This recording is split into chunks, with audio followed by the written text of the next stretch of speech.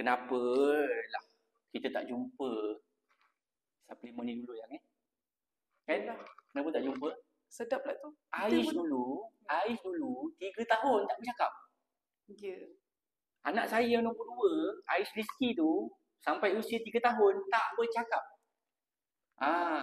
Sebut mama pun ma je. Dua huruf je. Ma. 3 tahun tak bercakap. Tapi alhamdulillah lah sekarang ni dah petah bercakap. Kalaulah ada vitamin ni dulu, kita jumpa dulu, rasanya anak kita ni awal-awal dah bercakap. Sebab tengoklah testimoni ni. Lepas amalkan Mami Hana ni, daripada anak tak bercakap, dah jadi lancar dan petah pula tu. Masya Allah. Ni asbab lah. Asbab sahaja. Boleh cuba ikhtiar, mana dah tahu anak-anak pun boleh petah bercakap juga.